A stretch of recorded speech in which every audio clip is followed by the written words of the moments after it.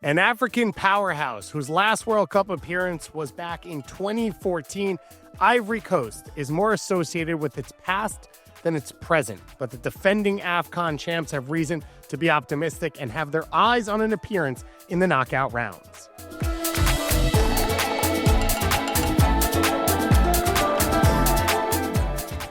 Welcome to Kickback Soccer Media's World Cup Capsules, where you'll learn everything you need to know about all 48 of the national teams competing at the 2026 World Cup, from the history of the game, the nation's current World Cup trajectory, unsung heroes, and cultural moments.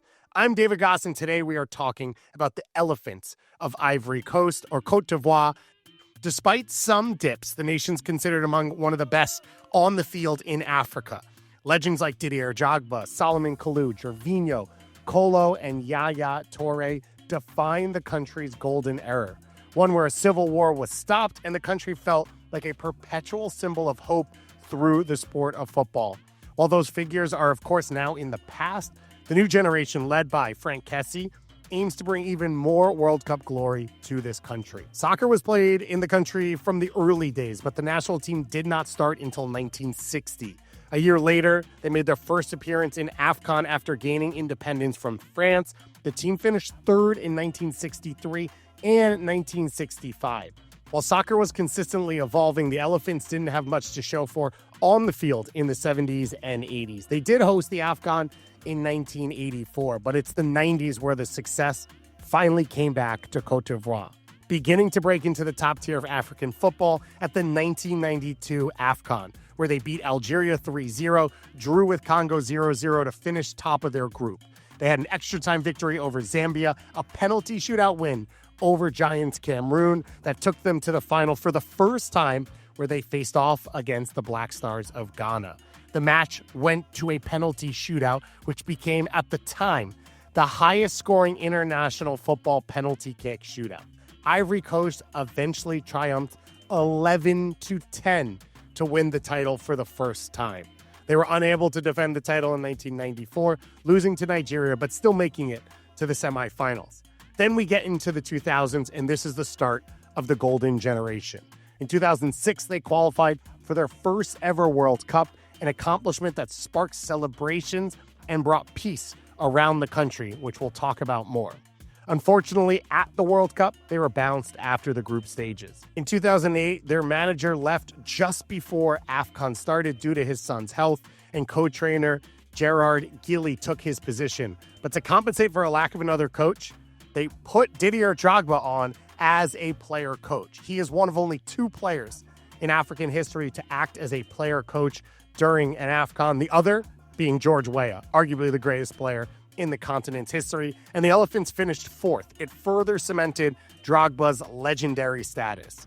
They ended up qualifying for the next two World Cups in 2010 and 2014, but they were booted both times in the group stage, suffering heartbreaks on the last day of the tournament. In 2010, they needed to beat North Korea by a large amount and have Portugal beat Brazil on the final day. Ivory Coast did their job. They won 3-0, but Brazil and Portugal ended up tying 0-0, knocking out the Elephants.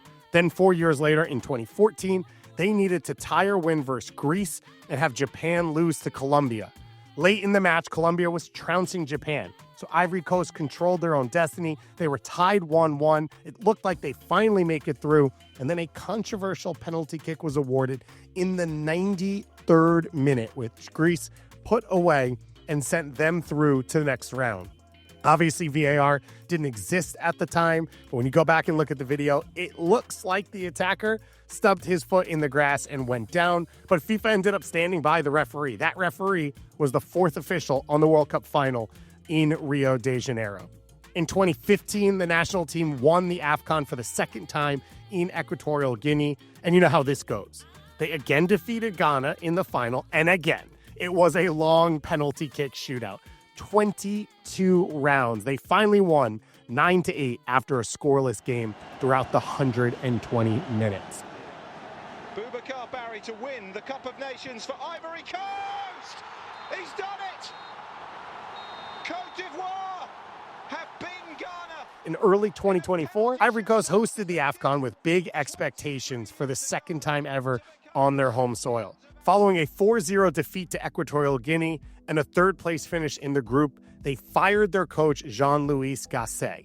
But they snuck through to the knockout rounds as the last third-place team to qualify into the knockout stages. So Immerse Faye was hired as caretaker, and all of a sudden, everything clicked. The Ivory Coast managed to defeat defending champion Senegal in a PK shootout.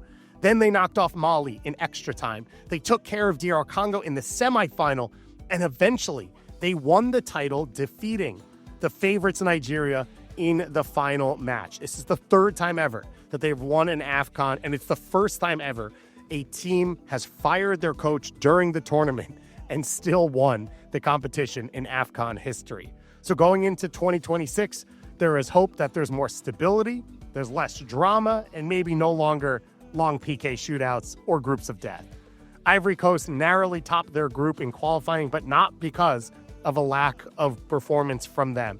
They finished on 26 points and beat Gabon by 1 point at the top of the standings. But they were undefeated through the qualifiers and did not concede a single goal. They scored 25 themselves. So since Immerse Faye took over mid-AFCON 24 and won that tournament, Ivory Coast have been on the rise. He has gone 16-3-3 across all competitions and, of course, helped the team qualify to the World Cup. He's known for his dynamic and attacking football philosophy. It emphasizes ball possession, rapid transitions. He's also brought life to this Ivorian team that was desperately in need of its own identity before that AFCON in 2024. Most of the players in this group play in top European leagues, and in recent years, Ivory Coast has really started to recruit dual nationals, some born abroad and some domestic. Sebastian Haller, who was born in France, Wilfried Zaha, who was born in England, have been brought into the team, as well as players like Amad Diallo, who was born in Ivory Coast, moved to Italy at a young age, played for Italian youth national teams before declaring to play at the senior level for the Ivory Coast. But that doesn't mean there isn't a strong domestic product. There are great players who are being developed and coming through in the Ivory Coast setup. This squad is a good mix of young talents and experienced players. Ousmane Demande, Evan Gessond, and Franck Kessié, some of the big names that are looking to carry this team. And when you look at the up-and-coming stars, maybe the next Drogba, Salomon Kalou, Gervinho, Yaya Touré, you have to start with Amad Diallo. Known as Amad, the 23-year-old winger currently plays for the big boys in Manchester United. He was born in the Ivory Coast, but moved to Italy as a child. He joined the Atalanta youth system in 2015, the perfect timing for a club that was focusing on its youth development to try and contend at the top of Italy. He won 2 reserve titles, and in 2019, he scored on his debut for the senior team. Just 2 years later, he signed with Manchester United. He was then sent out on loan twice, first for a half season with Rangers, and then for a full year with Sunderland, where he really found his form in the championship. 14 goals and 4 assists across all competitions, which made him finish the year as Sunderland's top goal scorer. He finally returned to Manchester United for the 23-24 season and had his breakthrough there. On the 17th of March 2024, he scored the winning goal in the last minute of extra time in a 4-3 win against rivals Liverpool in the FA Cup quarterfinals. He would go on to become a regular last season with the Red Devils, featuring in 43 matches and scoring 11 goals, including his first senior hat trick in just 12 minutes against Southampton in a 3-1 victory back in January. He became the first Man U player to score a hat trick since Cristiano Ronaldo against Norwich City back in April of 2022, and he made his senior international debut for Ivory Coast in March of 2021. He is known as a winger, but can play through the middle as well. He's quick, he's technical, he's got great vision, a dynamic player, 2-footed, who's capable of creating for his teammates or finishing. He's played as a wing back at times for United, he's played on the wing, and he's played as an attacking midfielder for this Ivory Coast team. There is nothing he cannot do. Now, his goal one day is to be revered like every other Ivory Coast player at the same level as the legend Didier Drogba. His resume on the field speaks for itself. Former captain, all-time top goal scorer with 65 international goals and 105 caps across a 12-year career. He's a legend at Chelsea. He's fourth all-time in goal scoring. He is highest in goal scoring for a foreign player. He was two-time African Player of the Year and left the Premier League as the all-time leading African goal scorer in the league's history. But the legend of Drogba almost didn't happen. As a kid, he moved back and forth between Abidjan, the capital of Ivory Coast, and France, sometimes staying with his parents, sometimes with an uncle across France. At 20 years old, while living in France, he finally joined his first professional team, first professional setup at all. And he struggled with the physicality of training every day. His coach said he had not trained 5 days a week in his life, and he was struggling to stay healthy and fit through training, let alone games. But after finally settling in and working through the youth teams, he made his pro debut at the age of 21 in the second division with Le Mans, and then moved to Ligue 1 side Guingamp. And now we started to see the Drogba that we know and love. This eventually earned him a big move to Marseille, where he scored 19 goals in a season and helped reach the 2004 UEFA Cup final. In July of 2004, Drogba moved to the Premier League side for £24 million, making him at the time the most expensive Ivorian player of all time. In his debut season, he helped Chelsea win their league title, the first in 50 years, and then did it back-to-back the year later. He was named to the FIFA World 11 in 2007, and in March 2012, he became the first African player to score 100 Premier League goals. He also, of course, was monumental in the 2012 UEFA Champions League final, where he scored the 88th minute equalizer and then dispatched the winning penalty to knock out Bayern Munich.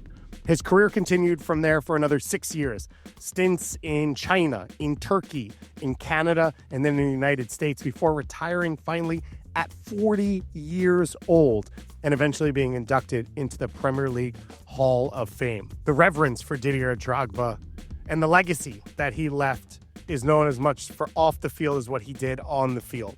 Back in 2006, he qualified Ivory Coast for their first ever World Cup. That alone, for a soccer player's legacy, could be enough. But then he and his teammates went and helped stop a civil war that was ongoing in their country. The conflict started back in 2002 between the government and domestic insurgents that had left thousands dead and over 1 million people displaced.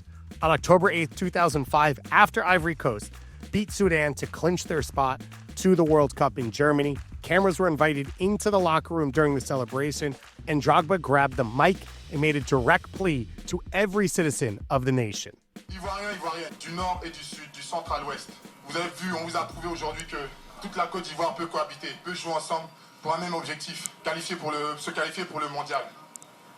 Vous nous avez promis que cette fête allait rassembler le peuple. Aujourd'hui, on vous demande, s'il vous plaît, on se met à genoux.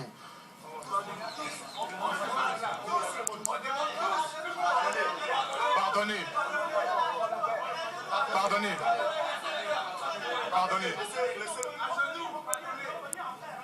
Le seul pays de l'Afrique qui a toutes ses richesses ne peut pas sombrer dans la guerre comme ça. S'il vous plaît, déposez tous les armes. Faites les élections, organisez les élections et tout ira du mieux. On veut s'amuser. Arrêtez vos fusils là. On veut s'amuser. Arrêtez vos fusils là. For those who don't speak French there, Drogba said, "Men and women of the Ivory Coast, from the north, south, center, and west, we prove today that all Ivorians can coexist and play together with a shared objective, to qualify for the World Cup. We promised you that the celebration would unite people, and today we beg you, please, on our knees." And when you watch the video, the entire team proceeds to get on their knees at this point and say, "Forgive, forgive, forgive." And then you hear them singing as he finishes with, "We want to have fun, stop firing your guns." And you could hear the whole team stand up and start singing that refrain over and over again. And Drogba's actions helped. It helped solidify the ceasefire. Carl Anko wrote later on, quote, "Torn by religious and political tensions, Drogba seized the unifying moment for his country, invited TV cameras into the changing room where he made a speech to the camera. The man spoke and the nation listened. The elections went off without bloodshed. Now, it's one thing to talk the talk, but Didi walked the walk. The next year, as he was on a tour around the country celebrating his African Player of the Year award as the first ever Ivorian to win it, he announced that the following year, an AFCON qualifier would be moved from the capital to the rebel stronghold city of Bouaké. It's unknown still whether he had permission to do that, or if that had already been decided, or if Didier Drogba just decided, I'm going to say this out loud, and that means it will happen. But the event was what he had hoped for.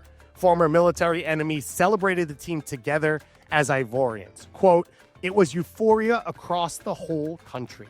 Everybody came together," said former player and political exile Sébastien Gonore. "We had so much hope in Drogba and his team. The Tourés were from the north, Drogba from the south. It was a true Ivorian mosaic." His involvement in this peace process led to Time magazine naming him one of the world's 100 most influential people of 2010. We love to leave you with a fun fact and expectation here at Kickback. Your fun fact is that Ivory Coast is the largest exporter of cocoa beans in the world. So the main ingredient in chocolate, that chocolate bar or Hershey Kiss you might be picking up, could have started in the Ivory Coast. On the prediction side of things, it's hard to tell. Is it the team that won the AFCON or the team that fired their coach in the group stage that we're going to get? Qualifying was positive. They've got great strength down the spine, and players like Diallo have the ability to pop and give them big moments. 3 group stage exits in their history. I think it's reasonable to believe that this could be their first time out of the group stage and into the knockout rounds. Well, that's it for the Elephants. Thank you for listening. Follow us on Blue Sky, Instagram, YouTube, or anywhere you get your podcasts.